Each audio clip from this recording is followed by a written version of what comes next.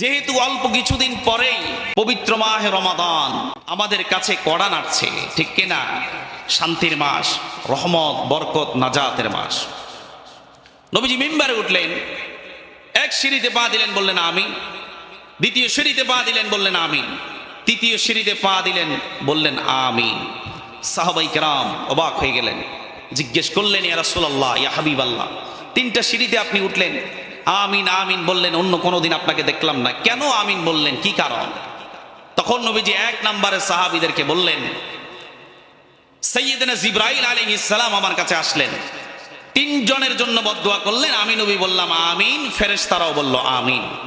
এক নাম্বার, জিবরাইল বললেন ওই ব্যক্তির জন্য ধ্বংস যে মা বাবা দুইজনকে পেল কিন্তু জান্নাত কুড়িয়ে নিতে পারল না।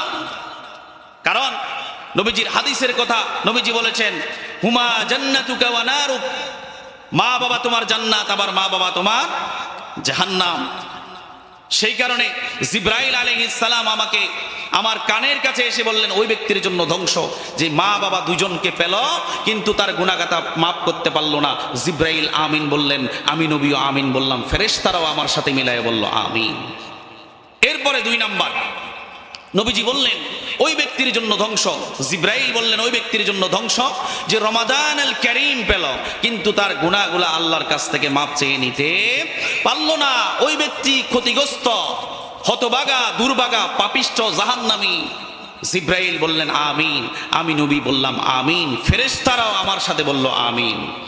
এরপরে নবীজি আমার বললেন, তিন নম্বরে জিবরাইল আলাইহিস সালাম আমার নিকটে আসলেন, তিন নম্বরে আমার কাছে বললেন ওই ব্যক্তির জন্য ধ্বংস, ওই ব্যক্তি জাহান্নামী, ওই ব্যক্তি পাপিষ্ঠ যে ব্যক্তি আমার রাসূলের নাম শুনলো, রাসূলের নাম শোনার পরে দরুদ পড়ল না, ওই ব্যক্তির জন্য ধ্বংস, ওই ব্যক্তি জাহান্নামী। আমি নবীও বললাম আমিন, আমার সাথে মিলায়া বলল ফেরেশতারা আমিন। নাউজুবিল্লাহ বলেন না। এটা কি দোয়া না বদদোয়া? বদদোয়া। তাহলে রমাদান আল কারীম আমাদেরকে কাজে লাগানোর দরকার আছে না নাই? মা বাবার খেদমত করার দরকার আছে না নাই? দূরে থাকেন, খোঁজখবর নেওয়ার দরকার আছে না নাই? রাসূলের নাম শুনলেই মনে মনে বলবেন সাল্লাল্লাহু আলাইহি ওয়াসাল্লাম। আসুন আমরা একটি সূরা থেকে আলোচনা শুনবো। তার আগে কোরআনুল কারীমের কয়েকটা সূরা থেকে কয়েকটা আয়াতে কারিমা নেই। এর আগে আমরা মুমিন শব্দটির সাথে একটু পরিচিত হই। আল মুমিন শব্দটি আমনুন থেকে এসেছে। এর অর্থ হলো বিশ্বাস করা, স্বীকৃতি দেওয়া, স্বীকার করা। এই মুমিন হলো সফল। আমরা আল্লাহ রাব্বুল আলামিনকে প্রশ্ন করি, রাব্বুল আলামিন, আমরা দেখি যার বাড়ি আছে সেই সফল, যার গাড়ি আছে সেই সফল, যার এসি রুম আছে সেই সফল, যার একটা এসি গাড়ি আছে সেই সফল। আমাদের মনের ভিতরে সফলতার জন্য এই জাতীয় চিন্তা ঘুরে কি ঘুরে না? কথা বলেন, ঘুরে কি ঘুরে না? রব্বুল আলামিনকে আপনি প্রশ্ন করেন, রব্বুল আলামিন সফল কাম কারা, সফলতার চাবিকাঠি কারা পেয়েছে, কারা সফল কাম? এই প্রশ্নের জবাবে আমার আল্লাহ পাক রব্বুল আলামিন বলেন, আল্লাহ পাক বলছেন, আল্লাযীনা ইউমিনুনা বিল গায়বি ওয়া ইউকিমুনাস সালাতা ওয়া মিম্মা রাযাকনাহুম ইউনফিকুন। আল্লাহু আকবার। আল্লাহ পাক রব্বুল আলামিন কোরআনুল কারীমের সর্ববৃহৎ সূরা সূরাতুল বাকারার ভিতরে রব্বুল আলামিন বলেন, আল্লাযীনা ইউমিনুনা বিল গায়বি ওয়া ইউকিমুনাস সালাতা ওয়া মিম্মা রাযাকনাহুম ইউনফিকুন। আল্লাহ পাক রব্বুল আলামিন বলছেন, যারা অদৃশ্যের প্রতি বিশ্বাস স্থাপন করেন, এই অদৃশ্যের প্রতি বিশ্বাস হলো 7টা দফে বিশ্বাস। ইমানে মুজমাল আমরা পড়ি কি পড়ি না? ইমানে মুফাসসাল আমরা মুক্তবে পড়ি না, এমন কেউ আছে নাকি? এক নম্বরে অদৃশ্যের বিশ্বাস, আমরা আল্লাহকে দেখছি নাকি? কিন্তু সে আল্লাহর প্রতি আমাদের বিশ্বাস আছে না নাই? আমরা আল্লাহর ফেরেশতা দেখেছি, মালাইকা দেখেছি, মালাইকা দেখি নাই, কিন্তু আমাদের বিশ্বাস আছে না নাই? আমরা আল্লাহর কিতাব দেখি নাই, কিন্তু কিতাবের কপি দেখছি। লাউহে মাহফুজে যখন আল্লাহ রাব্বুল আলামিন কোরআনুল কারীম নাজিল করছে, তখন আমরা কেউ ছিলাম না, কিন্তু এটা আল্লাহর পক্ষ থেকে নাজিল কিত একটা ঐশী গ্রন্থ, শ্রেষ্ঠ সর্বশেষ কিতাব। আমাদের বিশ্বাস আছে না নাই? এই কিতাব শ্রেষ্ঠতম রাসূল মুহাম্মদুর রাসূলুল্লাহ সাল্লাল্লাহু আলাইহি ওয়াসাল্লামের উপর আল্লাহ পাক রব্বুল আলামিন নাজিল করেছেন। সেই বিশ্বাস আমাদের অন্তরে আছে না নাই? আমাদের তাকদীরের মালিক আমাদেরকে খাওয়ান যিনি, তিনি কে? এই বিশ্বাস আমাদের আছে না নাই? আগামী দিন কি হবে আমরা জানি না, কিন্তু আমাদের তাকদীরের উপরে বিশ্বাস আছে, ভালো মন্দের উপরে বিশ্বাস আছে, পুনরুত্থানের উপর আমাদের বিশ্বাস আছে। পুনরায় আমাদেরকে জীবিত হতে হবে কিয়ামতের ময়দানে, হাসরের ময়দানে। এভাবে স্টেজ থাকবে, লাইট থাকবে, বিচারক থাকবে, নবী রাসূল থাকবে, সবার সামনে আমরা একত্রিত হব। এই বিশ্বাস আমাদের আছে না নাই? কিয়ামত সত্য, জান্নাত সত্য, জাহান্নাম সত্য, মিজান সত্য, ফুলসিরাত সত্য, আমাদের আমলনামা যা করছি সব কিছু আল্লাহ রাব্বুল আলামিন দেখাবে। এই বিশ্বাস আছে না নাই? কিন্তু সেটা কি দুনিয়াতে দেখছি? কথা বলেন, দুনিয়াতে দেখছি, কিন্তু সেটার হিসাব নিকাশ হবে পরকালে, আমাদেরকে আবার জীবিত হতে হবে। এই বিশ্বাস আমাদের আছে না নাই? অদৃশ্যের প্রতি বিশ্বাস, রব, তার রাসূল, মালায়েকা, কিতাব, পুনরুত্থান, ভালো মন্দ, তাকদীরের উপর সব মিলিয়ে এগুলা কি দৃশ্যমান নাকি অদৃশ্যমান? কথা বলেন, এগুলা কি দৃশ্যমান না অদৃশ্যমান?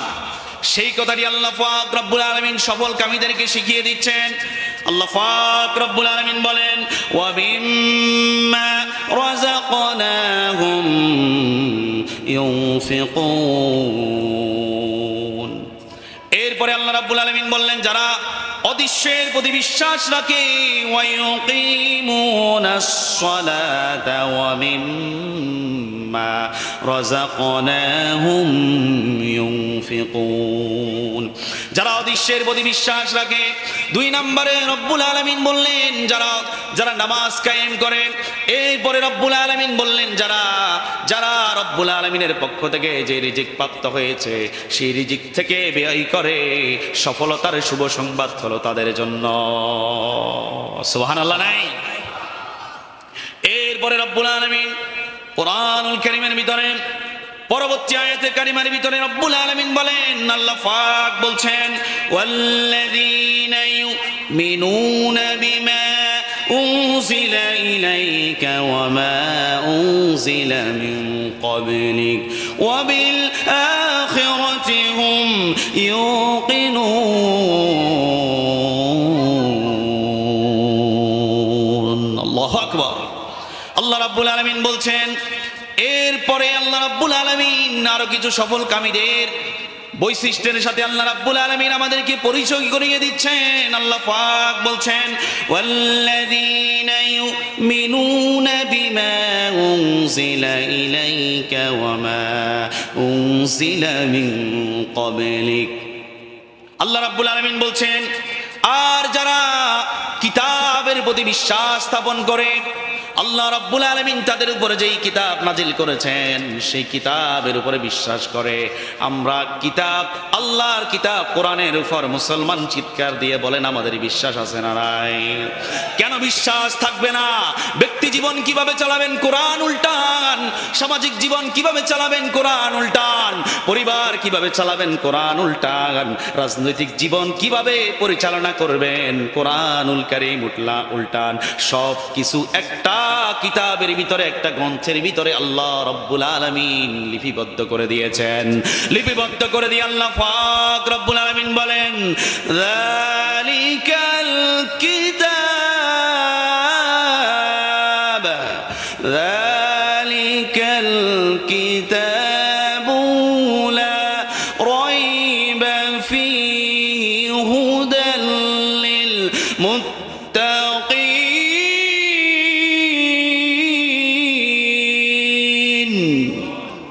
আল্লাহ বলছেন, যালিকাল কিতাব, এই হলো সেই কিতাব, এই সেই কিতাব, ওই সেই কিতাব, যেই কিতাবের ভিতরে কোনো সন্দেহ নাই, কোনো ভুল নাই।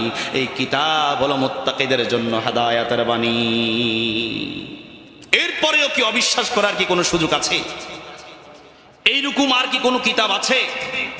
আল্লাহ তাআলা চ্যালেঞ্জ ছড়িয়ে দিয়েছেন চারটি বার, এই কিতাবের মতো একটি কিতাব বানাও, এই কিতাব থেকে 10টি সূরা বানাও, এই কিতাব থেকে একটি বড় সূরার মতো একটা সূরা বানাও। তারা ব্যর্থ হলেন। আল্লাহ বললেন, এবার একটি সূরা তোমাদেরকে ইন্ডিকেট করে দিলাম, এই সূরার মতো সূরা বানাও। তারা সূরার আগা মাথাও কিছু বানাতে পারে না, বানাইছে হাতির কান আর লেজ। কথা বলেন ঠিক কিনা? আরো আসতে বলেন ঠিক কিনা? সেই কারণে আল্লাহ পাক রব্বুল আলামিন বলছেন, মুমিন বান্দার বৈশিষ্ট্য আল্লাহ রাব্বুল আলামিন আয়াতে কারিমা থেকে শুরু করেছেন। আল্লাহ রাব্বুল আলামিন বলেন, মুমিন হলো তারা যারা আল্লাহ রাব্বুল আলামিনের পক্ষ থেকে যেই কিতাব তাদের উপরে নাজিল হয়েছে সেই কিতাবের উপরে বিশ্বাস করে। ওই কিতাবের উপরে শুধু বিশ্বাস করে তারা শুধু থাকে না, মূসা আলাইহিস সালামের উপর যেই কিতাব আল্লাহ রাব্বুল আলামিন নাজিল করেছেন, দাউদ আলাইহিস সালামের উপর যেই কিতাব নাজিল করেছেন, ঈসা আলাইহিস সালামের উপরে যেই কিতাব নাজিল করেছেন, নূহ আলাইহিস সালামের উপরে যেই কিতাব আল্লাহ রাব্বুল আলামিন নাজিল করেছেন, সেই সবগুলা কিতাবের উপরে আমাদের বিশ্বাস আছে না নাই? আল্লাহ পাক রব্বুল আলামিন সেই কথাই বলছেন, পূর্ববর্তী এবং পরবর্তী যেই কিতাবগুলো আল্লাহ রাব্বুল আলামিন নাজিল করেছেন সেই কিতাবগুলোর উপর যারা বিশ্বাস রাখে তারা হলো মুমিন। সুবহানাল্লাহ।